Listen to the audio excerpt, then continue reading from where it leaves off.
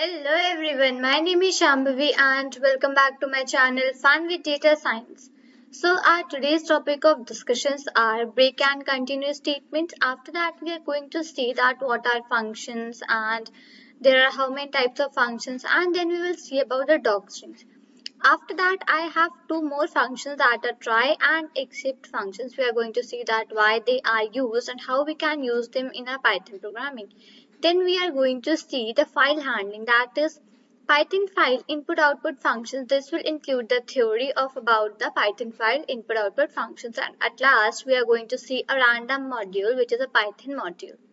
So let's get started for that. So first we are going to discuss about the break and continuous statements. Now let me tell you that where we use break, let's say the previous program which I told you about the while loop. Okay, let me open my OneNote and let me write here. Let's say in the part 2 I told you about the while loops, right? So in while loop I had written something while I had given a condition a less than 45, then colon, and inside this while loop, no, in the upper side I had declared I is equal to 0, or you can say a. This was a, right? So a is equal to 0, and then I did print, and in brackets I wrote a, and here what I did was a is equal to a plus 1. So in this while loop here I had given a condition that till the condition satisfies, that is till the value of a which is less than 45, just print with the output, and here I had taken the increment operator. Now let's say in this while statement I wrote true, like true, or you can see it as 1 also. So in this my while loop, if I write true and I wrote 1, so it means that the control of my program, that like my control will go inside my loop. There is no condition like that, that if this value is less than this value or if this value is greater than this value, then only you can go inside my control loop. No, it's not like that. Here what I wrote is true, right? So this true means that you need that this control will always go inside our program. So whatever is written inside my while loop will always get executed if I write this true, or you can say 1 inside my condition, that is condition brackets for the while loop. So I hope you got that how we write true. And let's say I wrote this true here. Okay, so here what I had done, I had taken the same example. The only difference is that I had changed the values here, right? Okay, so this one only. Now when I'm going to run it, so after running, see what is this? This going to an infinite loop, right? See this. It's running and running and running. Okay. So now let me stop it. Okay. So let me show you that this how many ones I had got input, and it is going for an infinite loop rather than I had written I is equal to I this one.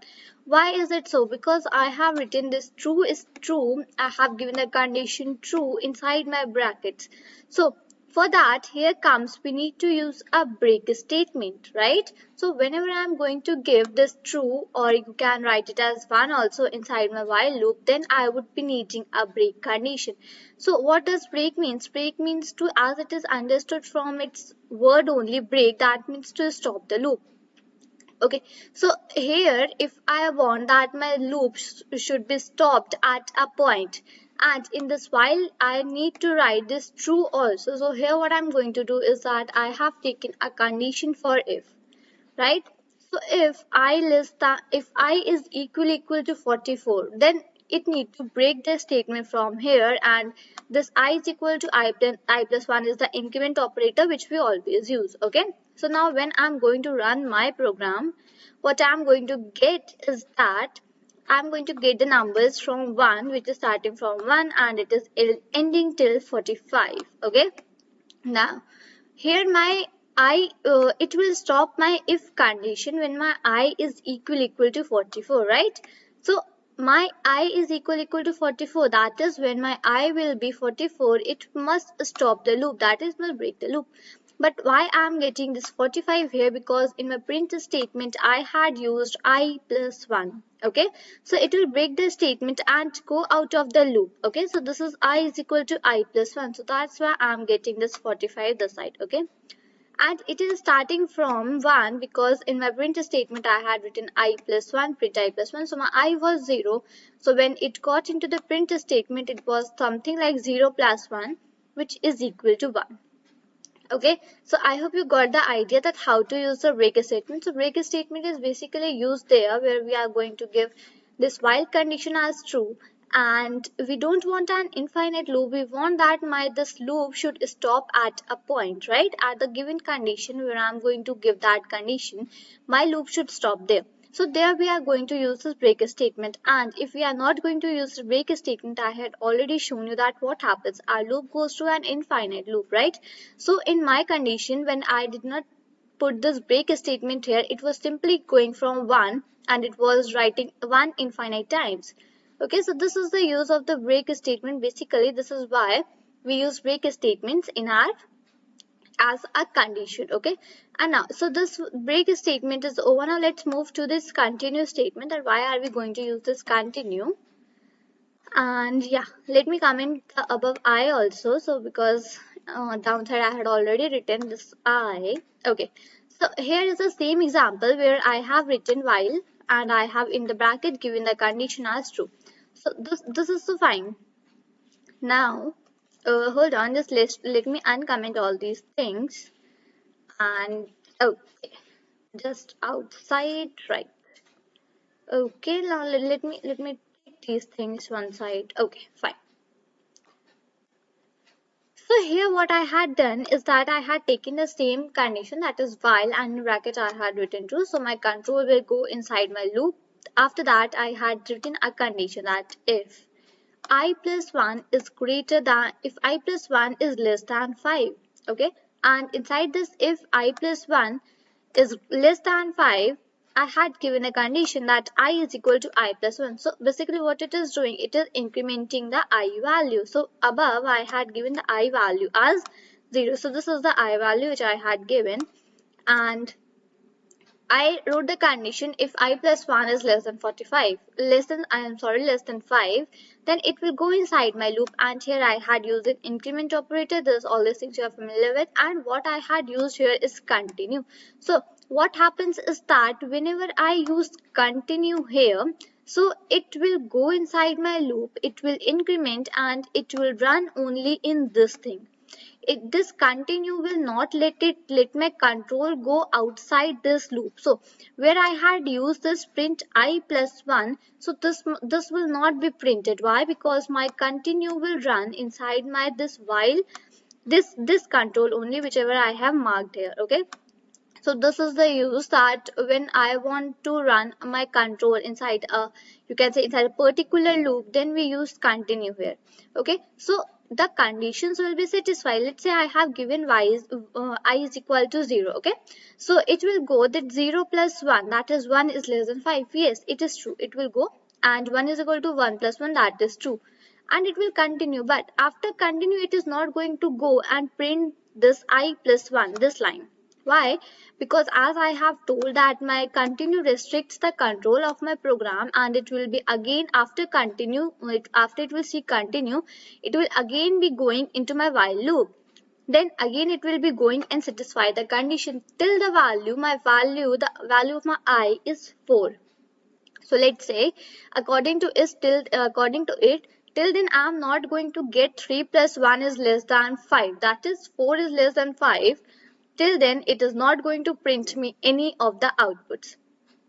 After my condition is this condition, if condition is false, it is going to go in the print statement, and then after that I'm going to use if I is equal to 44 break and then print I plus 1. So here what I'm going to get the output is that I'm going to get the values from 5 till 45. Now why from 5? Because it will restrict the values from printing till 4. As I had told that I had used this continue statement here, so it is not going to let this I value come into this print statement and be printed. So I will not get my outputs as 1, 2, 3, and 4. My final output will start from 5 and it will end till 45, and by 45, because I have told it in the above thing also that I have used I plus 1 in this printf statement, that's why. Fine. Now let me run my program and see. This is the output which I was telling that my loop will start from 5. Okay, so this is the reason why we use continuous statements. And okay, let me increase this a little, because yeah, and it will go till 45 because I had used I plus 1 that side. So I hope this break and continue, both the things are absolutely clear to you, right? Okay, so this was the example for the break statement in which I had taken a condition while true and print I plus 1, I is equal 44, and then I have done with this continue also. So continue is restricting my control to go and print this statement because I had used continue here only. So it is going to work only and only inside this loop till my if condition is false. Okay, so this was all about break and continue. Now, as second topic of today is try and except. Okay, so no, sorry. Today now we are going to discuss about the functions and docstrings. Then we are going to discuss about the try and except. I'm so sorry for that. So let me take you to OneNote and let me write some things here also. Okay, fine. So here let me write that functions. And functions are of two types. Okay, so functions are of two types. First is the, okay, let me write in a little neater handwriting, BUI. And first is the built-in function, and second are the user defined. Okay, so as the name suggests that built-in, and in English what is the meaning for built-in? That the things which are already there, which are already built. So this is something in functions also, that if I'm the function which I'm going to use which already exists, which are already there in our modules, that are known as the built-in functions. And as the name defines, user defined, it means that these are the functions which we make, which are defined by the user, means which are defined by us. So built-in function, the example for built-in function which we are going to take today is of sum. So here sum is a built-in function, right? And user-defined function, we are going to make a function which will be something like fun. Okay, I hope it must be like fun, or let's see in the PyCharm IDE. So here is the built-in function. First I'm going to tell you about built-in function. So excuse me. So here what I had done is that I had taken a variable that is a, and I have assigned it a value as 2, right? Then what I have done is that I have taken another value that is b, and I have assigned it a value as 4. So these both the steps must be clear to that, because we are discussing all these steps from the first part of this videos. Okay, so these are the basic things. After that what I have done is that I have taken a variable that is c, and I had written sum, and in bracket I have passed a comma b. So as I told you that we will be using the sum built-in function today. So this is how we use a built-in function in our program. So I wrote sum, and in brackets I passed a comma b. So a comma b are these two variables which I have declared here, and the value for a is 2 and the value for b is 4. And after that I had written print safe. So now this sum function is going to add these both values, that is 4 and 2, and it is going to result me the output as 6. Okay, so I guess I haven't commented the down thing, so you just pay attention towards this 6 only. Okay, hold on, let me comment the things which I haven't commented. Okay, hold on. Right. And now let me again run it. Now you are going to get the single output, that is 6. Okay, so you can see this is 6. So this is how we use built-in functions in our programs. These are the functions which are already there, And here I didn't use any plus sign or some any other special symbol or any operator here. So simply I wrote sum. So this function is already built in and it is saying that I need to add both the things. Okay, so that is a and b.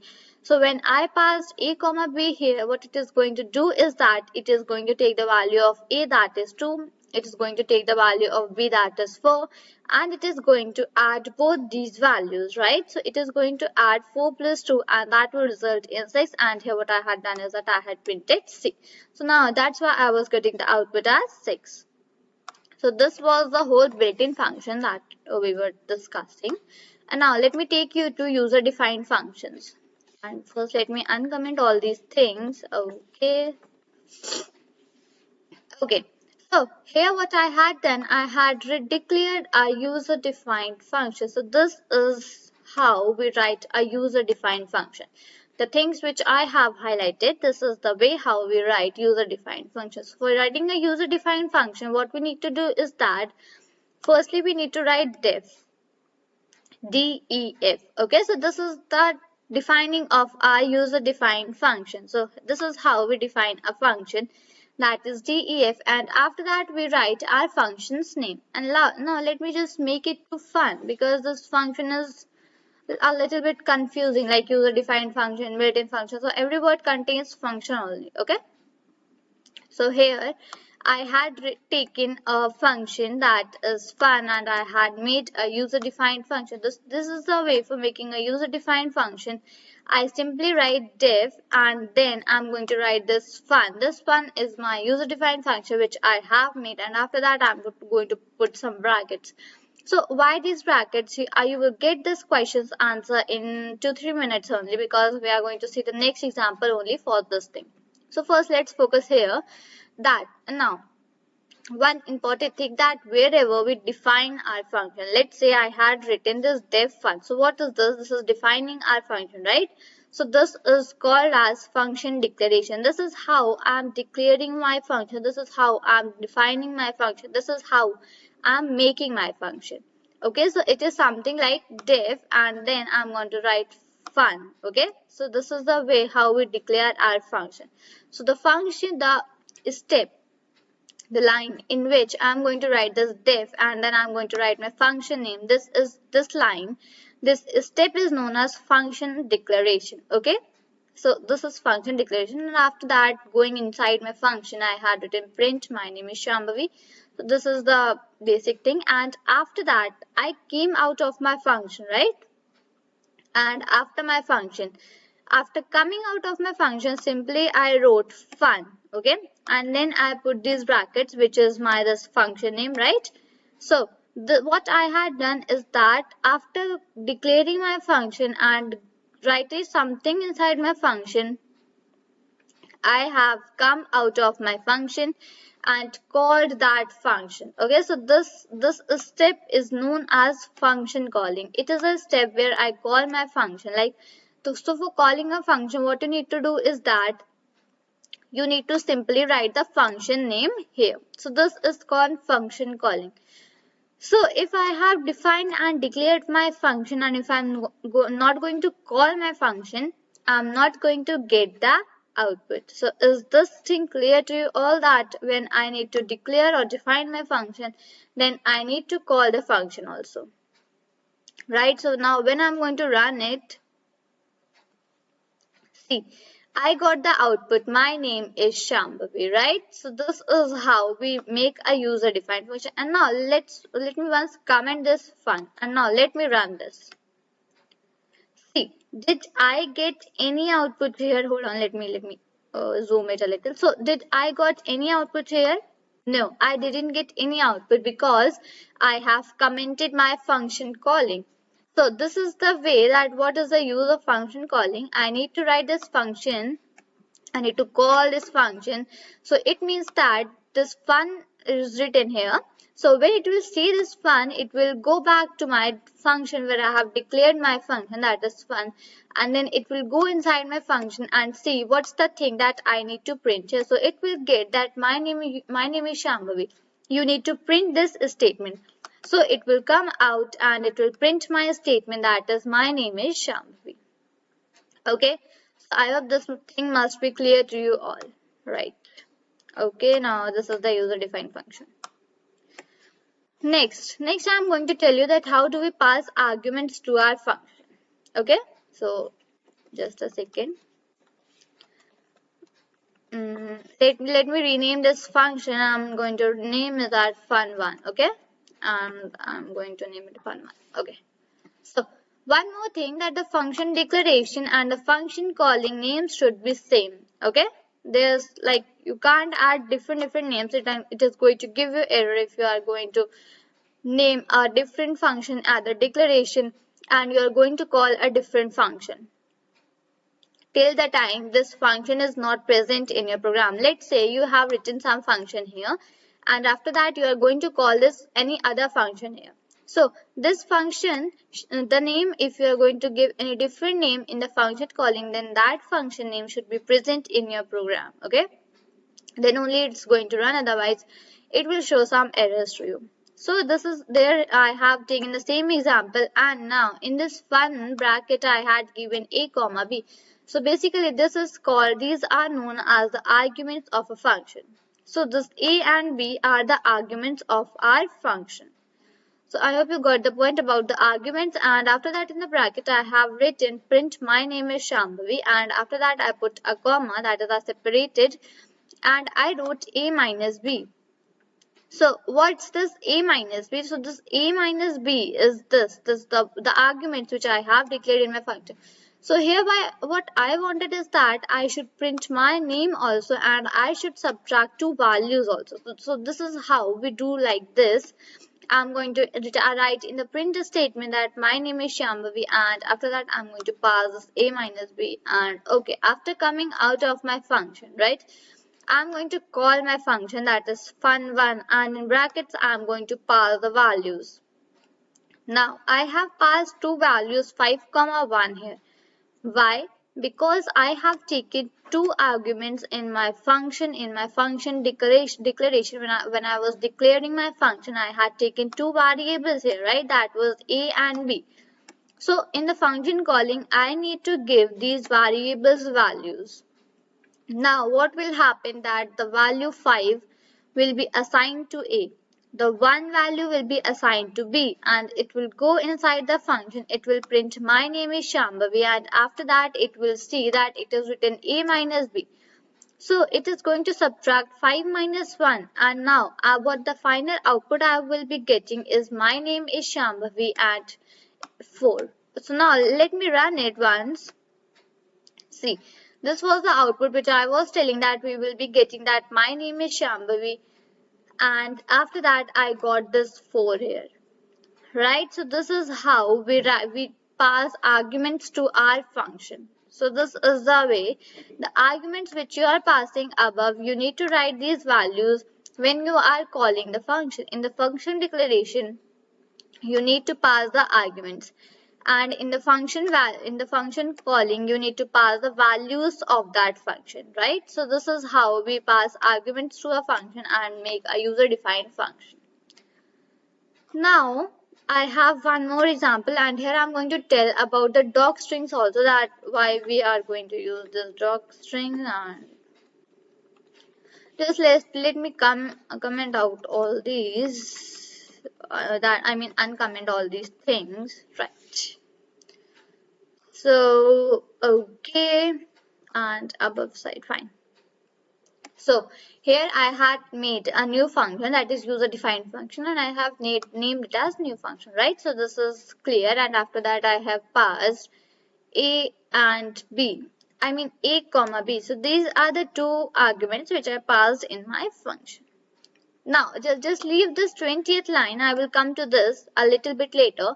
Firstly, inside my function I have declared a variable and its name is multiply, right? And I have assigned a multiply by b. So keep in mind, it is not x, it is a multiplication sign. Okay, so here what I have written a variable that is multiply, and that I had given it a into b. So this a and b are the arguments which I had already passed inside my function. Okay, so and after that I print the multiply. Fine. So this is clear, and once let me comment this thing, return multiply. Okay, now after coming out of my function, I had taken another variable, right? That is s. So till now what we were doing is that I was simply coming out of my function and calling that function without giving any variable, without storing this function into a variable. But now this time what I did is that I had taken a variable that is s, and I had assigned it a new function, and in bracket I passed the values of the arguments. So these values of the arguments, now I hope you must remember the working which I told few seconds before, that this 2 will be assigned to A and this 5 will be assigned to B. Right? So this is how this S works, and I had then print this S. So now when I'm going to run my program, now see the differences that what I'm going to tell you. Okay, hold on. What I had done is that I need to comment it out. Right. So now see what is the output which I get is that firstly I got the 10. Okay, so this 10 is the find which I got here. Like here I use this multiply A into B, and then I printed that multiply. This is fine, totally fine. Now what I got here is one more thing, that is none, but I haven't printed it somewhere, right? Because like this was our program and I haven't printed this none somewhere. So how did I got this? So this is the thing where comes the role of a return. Okay, so here in my function, when I had taken this variable that is multiply, okay, and now when I print this multiply, I did not return that variable. Okay, so it in our function, when we are going to declare a function, inside that function I am going to take a variable, then I need to, if you want to print, then print, otherwise we need to return that variable also in our user defined function. So here what I need to do is that I need to write return, and then I need to write in bracket, no, not in bracket, I need to write simply multiply. Okay, so this is how in a function we write, we return. And now let me comment this print statement once, and now let me run this program. See what's the output which I'm getting. I'm simply getting the output that is 10. Why? Because I wrote here that return multiply. So it is going to return me the value of multiply, which is like 2 into 5, which is equal to 10. So simply this is also a way to return any value or any variable in something in our user-defined functions. So I hope you got the point how we do all these things. And now let me tell you about the docstring. So what is a docstring? It is something like, let's say you have written a 200 lines code, okay, and now you have used, let's say, 20 functions inside your program, and now you forget that what your new function does, what's the work of your new function. So if you have added that docstring inside a function, so the way for adding the docstring is like you need to write these three semicolons. Okay, now let me move a little bit downside, and now let me tell you like how we write. So like it's something like this. See here what I had used. Okay, one more, this. So this is the way, like you need to write these three semicolons this side and three semicolons this side, and you need to write a sentence between these lines. Let's say I write, okay, this is Python programming. Okay, so I wrote this is Python programming inside these semicolons. Okay, so this is how we declare a docstring, and this is how we write a docstring. Now let me comment it out, because I haven't written this inside my function, and here I had written a docstring inside my function. Okay, so this is like I have written, this is a function which will calculate the project. Okay, so in the bracket also I had written this is a docstring. So and now when I'm going to write something like print new function, okay, new function is my function name which I had used, and I'm going to write doc. then I'm going to put these two underscores. Okay, this two, I mean this double underscore, then I'm going to write dog, and then again I'm going to put two underscores. And now when I'm going to run my program, see, this is the output which I am getting here is that firstly I'm getting the value, and when I write this print new function and then I wrote dog, so what it is going to give me, the dog string which I have written inside my function.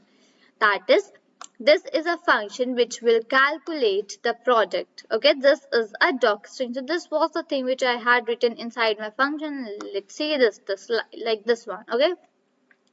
So this is the use of docstring. Like if you are using many functions within a one program, and after that you forget that what your this function does.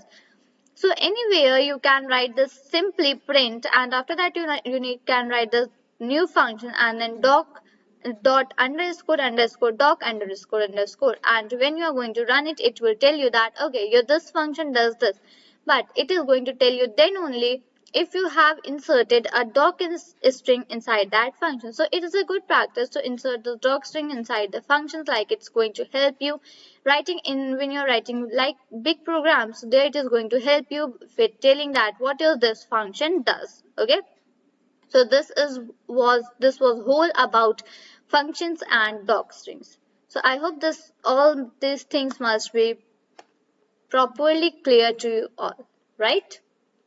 Now okay, I'm so sorry, let me open the PyCharm. Right, now let's see about the try and except. These are the two things, try and except, right? So here what I had done is that I had taken a print statement and I had written enter number1. Num1 is equal to input. Okay.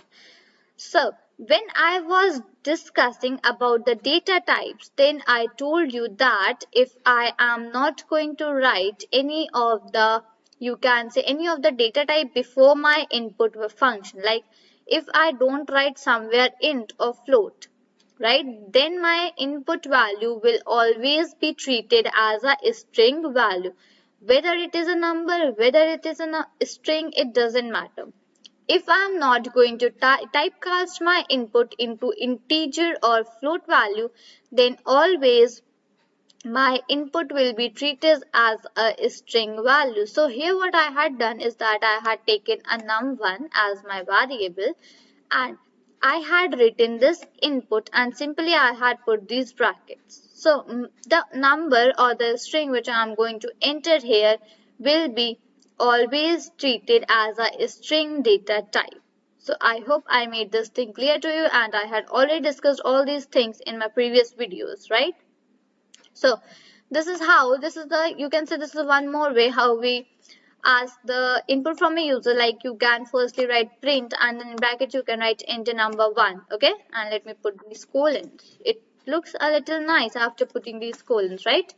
So now, and after that I had taken a variable that is num1 and I have written is equal to input, right? Then what I did is that I had taken another print statement that is enter number2, and then I had written num2 is equal to input. So these two inputs will be in a string format, right? Because I haven't used any int or float data type before my input function, so it will automatically take my inputs in the string format.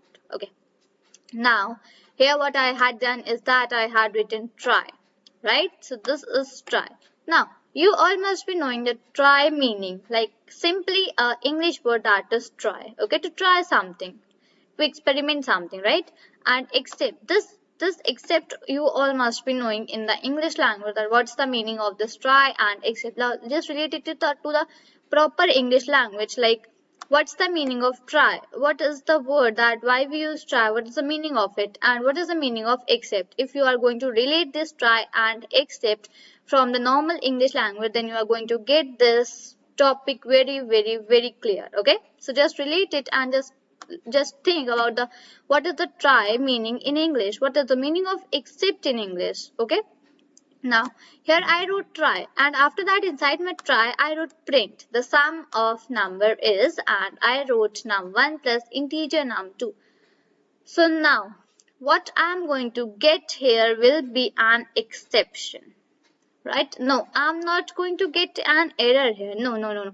I'm not going to get error. You are thinking error. No, it's not error. Why? Because I have used this except function. So this is the only thing that why we use except function. It's something like if I write something inside try. Okay, I write try and inside try I wrote something like you can say if I wrote something and there's any error inside that try, then it's not going to throw me the error, and other than the error it is going to throw me a exception. Like the error, like how we get errors if I am not going if I am typecasting this num2 into an integer value, and here if I am not typecasting this num1 into an integer value, and if I have written this program in a normal way without using this try and except, then I would be getting I would be getting a logical error because I haven't typecasted both the values, and we can't add string and integer values, right? So this is the true that we can't add a string and an integer. We can add an integer and float, but we cannot add a string and integer. So it would be giving me error. But here if I have used this inside this try function, and after that I have used this except function, so it is not going to give me error. What it is going to give me a exception like you haven't typecasted both the values. It is going to give me an exception like this, right? Hold on, let me comment it out.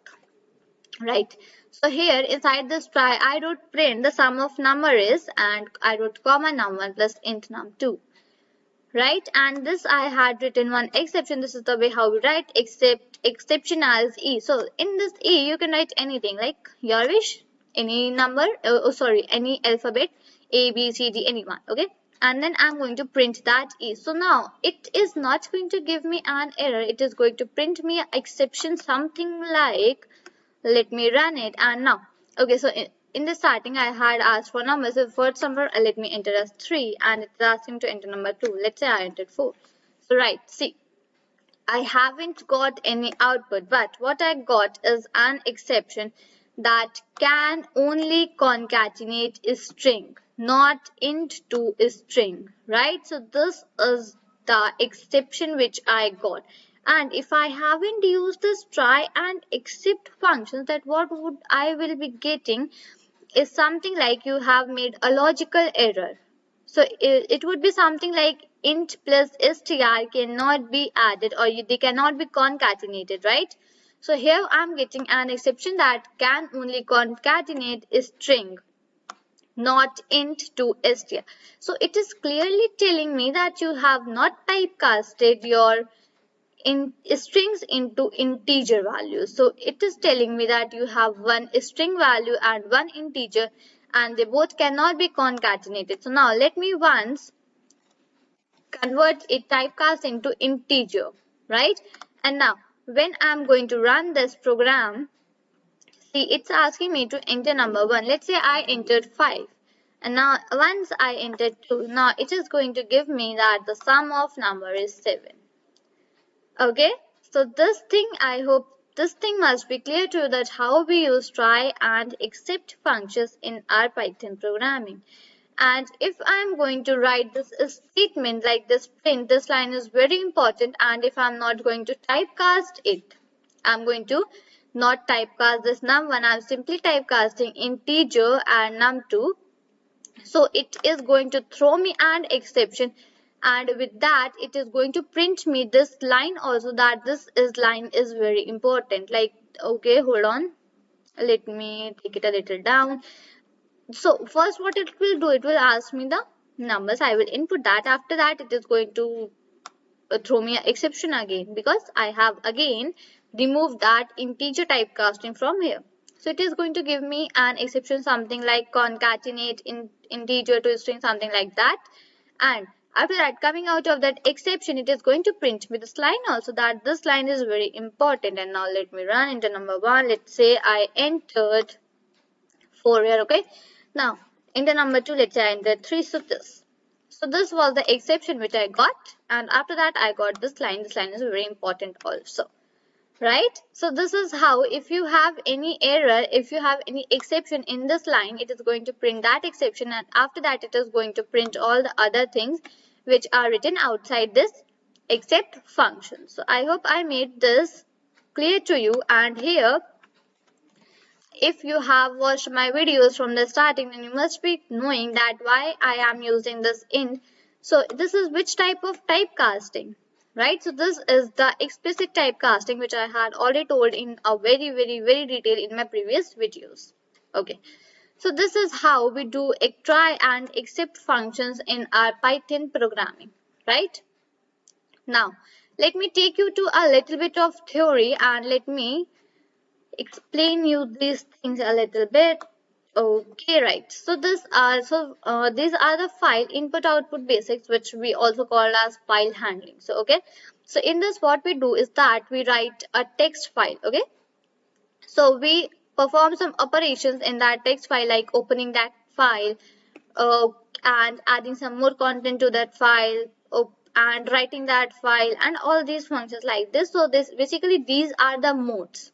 This whatever you are seeing, like R, W, X, A, T, B, and plus. So these are the modes in which we can use our text file, which we will make. So today I'm only going to tell you about the theoretical functions of these values, so that you can learn them by the next video. Okay, so if somewhere it is written like R, so it means open file for reading. If you are going to set the file mode as R, then it means that open file for reading, and it is a default mode. There are two default modes in our file IO basics, that is text mode and open file for reading, R and T. So these two are the default modes. Okay, and if you write R, that means open file for reading. Then if you write W, right? Okay, hold on. This W. So this means open file for writing. Okay, R open file for reading, W open file for writing. Then if you see this X somewhere written as a mode, then what it means, that creates file if not exist. Okay, so here what we are discussing, that we will create a file and then we will read, write, and like perform the functions. So if your file is not exist, so you can write X and then it will create a file for you if your file does not exist. Okay, a means to add more content to a file. Okay, T means the text mode, which I already told you. B is the binary mode, and plus, this plus sign, wherever it is written, it you can treat it as read and write both. Okay, so it will open the file, it will read your file, and it will also write your file. Okay, so these are the file input output basics, which was a little bit theoretical, and you need to remember all these things. I guess you need to keep in things all mind, because in the next video we are going to discuss all the input output basics. Like, we are going to see all the file handling tools at a one time, right? So you need to remember all these things.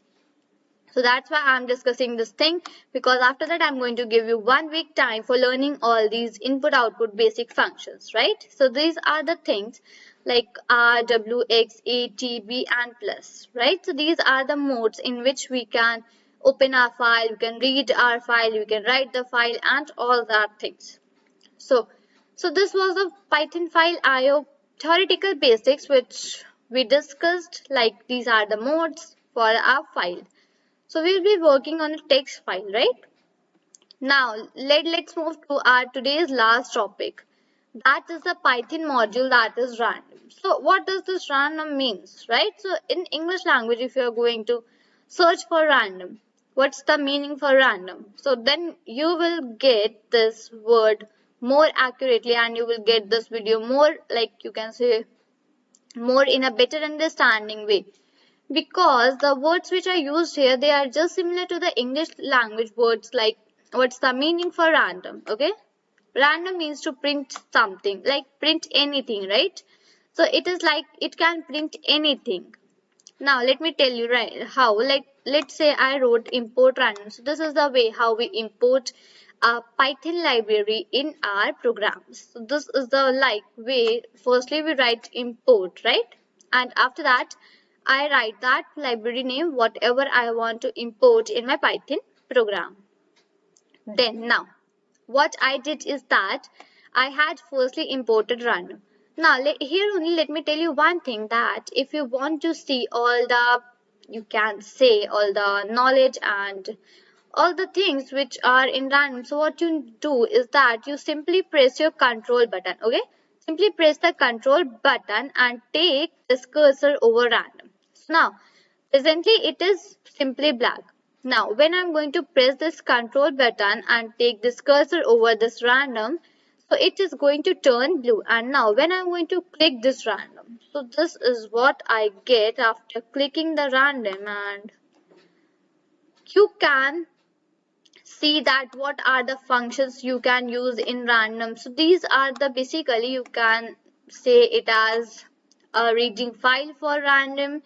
There are general nodes and like try, except, class random. So here you can find many of the functions with which you can work on random, with which you can use random library and all that thing. So this is a way how you can read about the random uh, library. Okay, so now let me move on with the variable. Now here what I had taken is that I had taken a variable that is number. Okay, and what I written is that I had used my random library here. So what I write is that random. Okay, then I put a dot, right?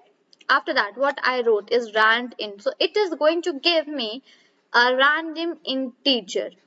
Okay, and after this rand int I put these brackets, and inside that I mentioned a value, you can say a range, that is 100 to 200. So now my random integer function is going to give me a random value between 100 to 200. So this is how we mention a range, that I want a random value between this 100 till 200. So let me once explain this line more, that I had taken a variable that is number. Okay, after that what I written is equal to, then I wrote random. So this random is my library, there dot, and then I use the rand integer function. So this rand int is going to take a integer value between this 100 till 200. Okay, and then when I'm going to print this number, right, and let me run.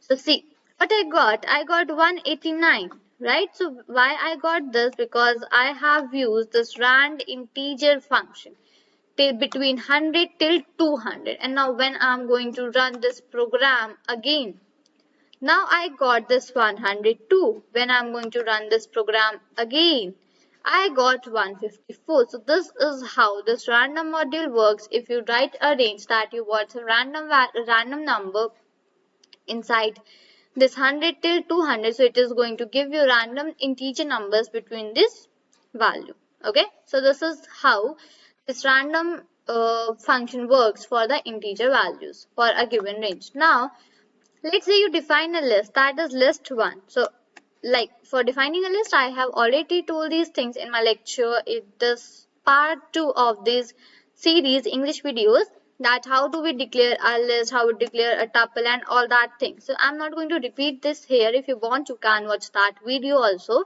So here what I am going to do is that I had made a list, that is list 1. Then I had taken a list, made a list, that is, and inside that list I have passed some elements, that is coffee, water, milkshake, fruits, and then I had written vegetable. So this is how I declared a list. And after that what I had done is that I had taken a variable, that is a. I had written a is equal to random. Again here I use this random variable, this random library which I had imported above. Then I used dot, then I used a choice function here. So I wrote choice, and inside that I printed the list 1. So now it is going to print me these, you can say, these elements which are inserted in my list randomly. So somehow it will print milkshake. Then if I'll run it again, it will print me coffee. If I run again it third time, it can again print me coffee. There's no issue, it can print a single element many a times. Okay, so now once let's run it, and so see what it gave me output is fruits, and now when I'm going to again run it, it again gave me fruits, and now when I'm going to run it third time, it gave me coffee. So this is the thing which I was telling you, that it can give a single element many a times also, and it can continuously differentiate all the elements.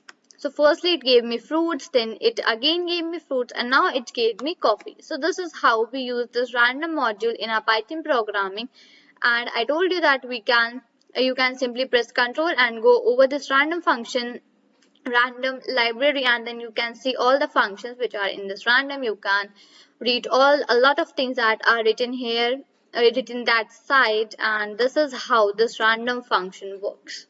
So I hope today's topics must be clear to you, which will break and continue, functions and docstrings, try and accept, Python file IO, that is like file handling, and after that I discussed with you about the random module. So this is how we completed our today's lecture, and if you have any doubts you can even rewatch this video, or you can ask that doubts into me in the comment box. So this is all for this video, and do like, subscribe and share my channel as much as you all can. So this is all for this video. Till then, thank you and bye bye.